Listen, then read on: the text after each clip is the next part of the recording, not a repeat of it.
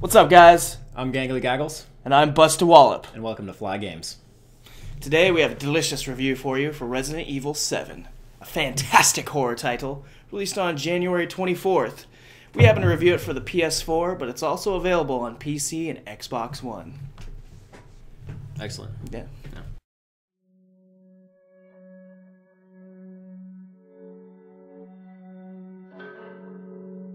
There are few things as satisfying as a comeback after a distinct fall from grace.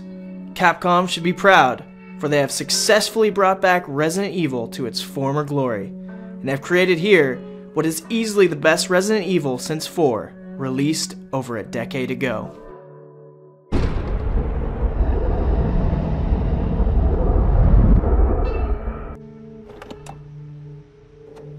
Not only being one of the few VR games to treat the player as if it was an intelligent individual, it also holds the distinction of being the first AAA title for the PSVR. Capcom truly took the risk here, and they should be commended for the successful payoff. It all begins in an eerie forest which immediately puts me on edge. Walking slowly down the path will reveal the horror house you will be spending the next 6 to 9 hours of suspense in.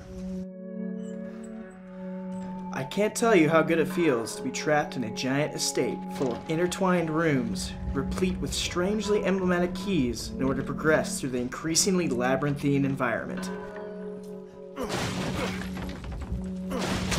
Making your way deeper into the house to complete your objective to find your perfectly normal girlfriend, your senses are on high alert, listening for all sounds and creaks, waiting for something to jump out at you.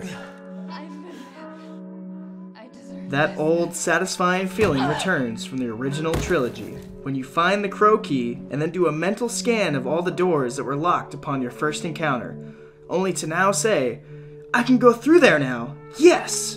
And more often than not, I can go through there now, shit! The reason being is that I am happy to report Resident Evil 7 has returned to the horror aspect in survival horror.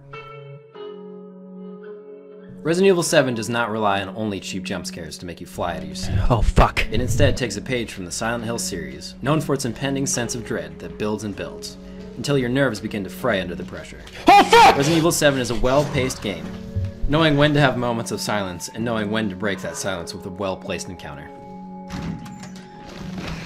When played in VR, I can say that it is the scariest game I have ever played. Scarier than Fatal Frame 2, Silent Hill 2, Remake, Outlast, you name it. And speaking of Outlast, I feel that I should take a moment to address all the haters that label this an Outlast clone pre-release. You are wrong. There are countless differences. I was blasting heads off of creatures left and right throughout my time with the game. Disclaimer, however, I loved Outlast. I just wanted to clarify that this game is really nothing like it, just for the folks who are worried this would merely be a hide-and-seek horror game. The game gives you a wide arsenal of weaponry to choose from a handgun to a remote bomb, all of which can be used in your journey through hell. My favorite being the shotgun, acquired through means which surely must be a playful callback to the original Resident Evil. The atmosphere is brilliant in this game. Every surface of the Baker estate is choked with grime. There are dark, dank hallways coated with black slime. There are kitchens with all manner of questionable food items scattered about. Garbage everywhere. Basically, it is disgusting. Think Evil Dead mixed with the Texas Chainsaw Massacre, mixed with the original Resident Evil, and set it in first person, and you have an idea of the game's tone. I found myself standing in front of closed doors, breathing a sigh of dread before I enter, only to breathe a sigh of relief when it turns out to be a safe room, playing its soothed yet melancholy tones in my ears. I feel like I would be foolish to not take some time to talk about the Baker family themselves. For me, they go down in video game lore as some of the greatest villains in the medium. They are terrifying, intimidating, and slightly hilarious. Jack, the husband and father figure, has to be my favorite. Evil hillbilly perfection. You will be running away from him, and he'll say something like, My little girl has given us a gift. As you can see, the family is only part of us.